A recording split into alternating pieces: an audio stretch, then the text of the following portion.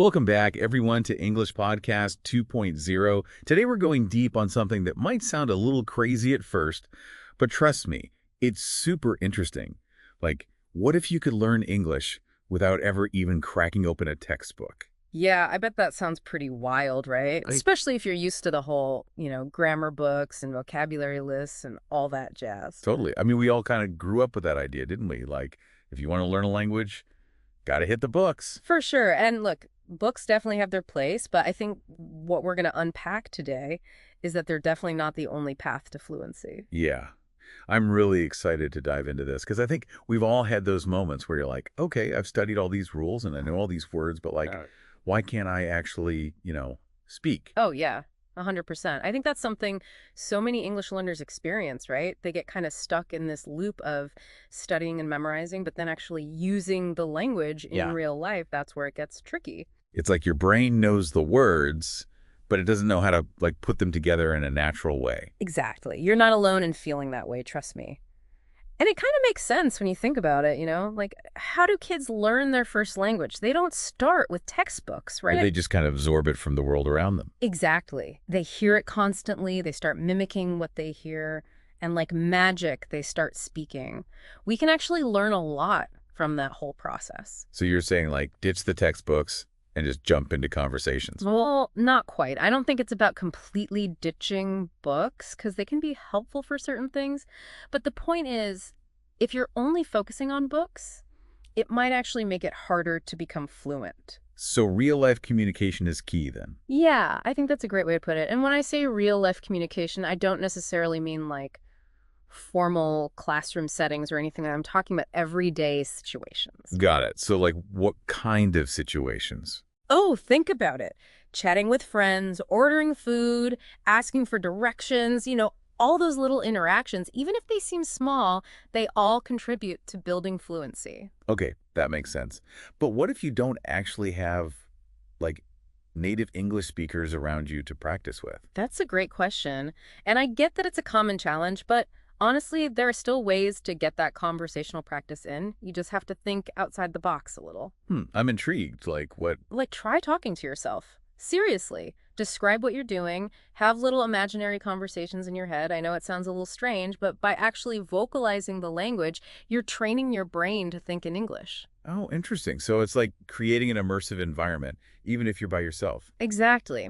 And speaking of immersive environments, let's talk about movies and TV shows. Okay, now this is something I can get behind.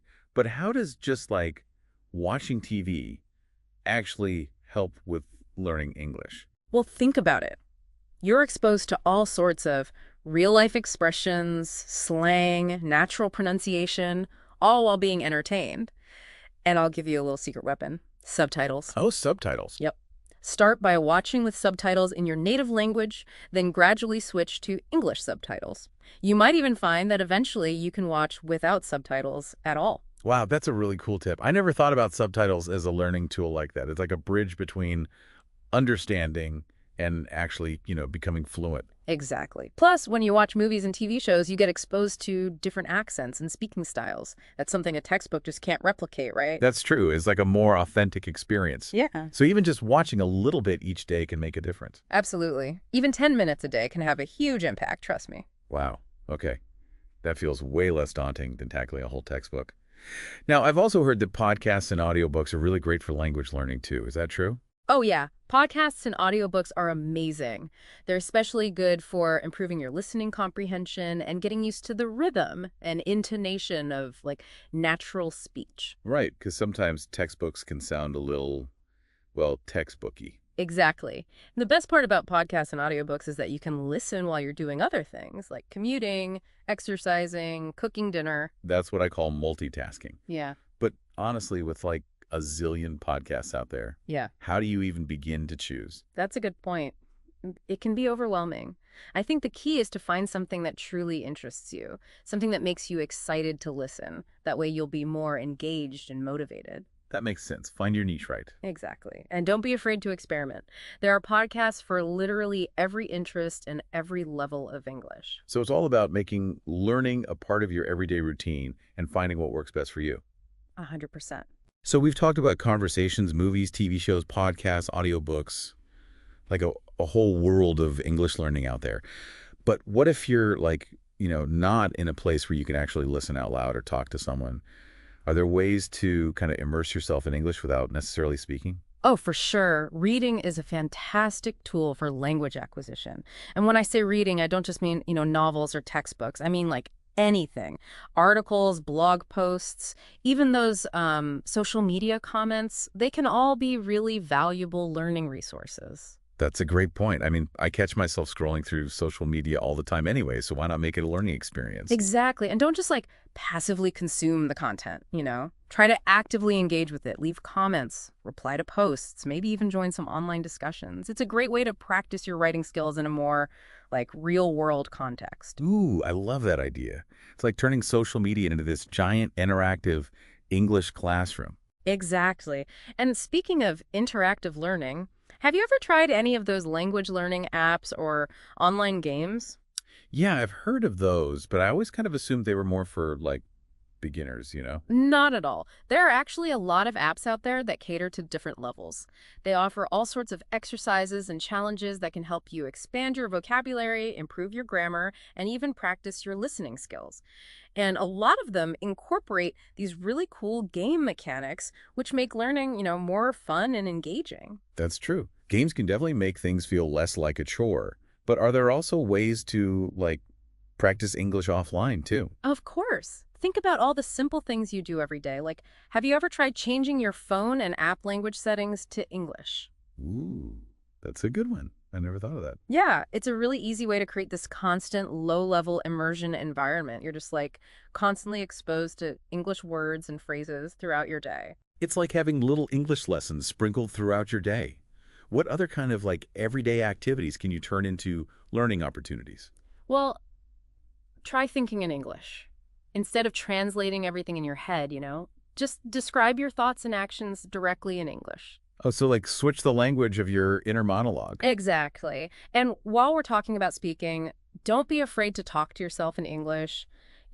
Narrate your day, describe what you're doing, have those imaginary conversations. It might sound a little silly at first, but it's a great way to practice pronunciation and fluency. It's like giving yourself a personal English lesson anytime, anywhere. Mhm. And if you want to get those thoughts, like actually down on paper, journaling in English can be really helpful too, right? Absolutely. Start by just writing a few sentences each day about your thoughts, your experiences, anything that comes to mind. It's a really low pressure way to practice expressing yourself in writing and kind of solidify those grammar skills. Yeah, and I imagine there are tons of resources out there that can help with that, like grammar checkers and online dictionaries. So, like, really, there's no excuse not to write. Exactly. And don't forget about the world around you. English is literally everywhere. Try reading the English labels on products, maybe cook from some English recipes, even pay attention to like signs and advertisements in English. It's all valuable input. It's like turning your whole daily environment into an English language playground. Now, I have to ask about music. I love listening to English music, but can that actually help with language learning? More than you might think. Music has this amazing ability to connect with us on an emotional level, and that can actually help make words and phrases more memorable. That makes sense. I mean, certain songs definitely like evoke strong feelings and memories for me. But how can you turn like just passively listening to music into active learning? Oh, there are a bunch of ways. Try singing along, look up the lyrics. You could even try translating your favorite songs. Plus, music is a fantastic way to internalize, like the natural rhythm and intonation of the language. Yeah, it's like a really fun, engaging way to work on your pronunciation. So we've covered a lot of different methods today, but I think there's something else that's super crucial for successful language learning, and that's confidence. Oh, you're so right. So many people, they hold themselves back because they're afraid of making mistakes. But honestly, mistakes are just an inevitable part of the learning process. I can definitely relate to that. I mean, I've made my fair share of mistakes over the years, but I've learned to kind of embrace them as opportunities to learn and grow. That's the perfect attitude to have. Instead of seeing mistakes as failures, try to view them as valuable feedback. So it's all about shifting your perspective and remembering that everyone makes mistakes, even, native English speakers. But aside from confidence, what else is essential for like making consistent progress? Well, aside from confidence, what else is essential for like making consistent progress? Consistency is key. It's way better to practice for like even just a short time each day than to have those kind of sporadic marathon study sessions. Even like 10 or 15 minutes a day can make a huge difference. Yeah, I think that feels a lot more manageable too than trying to like cram everything in at once. Yeah. It's more about like forming those habits, right? Exactly. Make English a natural part of your routine. And you know what? Here's a little tip. Find ways to kind of track your progress. It could be something super simple like keeping a journal of what you've learned or like setting small achievable goals each week. Seeing how far you've come can be incredibly motivating. Oh, it's like those fitness trackers that count your steps. It's amazing how motivating it can be to see those little wins add up over time. Absolutely. And remember, learning a language is a journey, not a race, right? There will be ups and downs, there will be moments of frustration, and times when you feel like you're not making any progress. But the key is to just keep going, stay positive, and enjoy the process. That's such an important reminder, I think, because it's easy to get discouraged sometimes. But it's all about celebrating those small victories and remembering why you started learning English in the first place. Exactly. And finding that joy in learning, that spark of excitement that keeps you motivated and engaged. Because when you're having fun, learning becomes an adventure, not a chore. So true.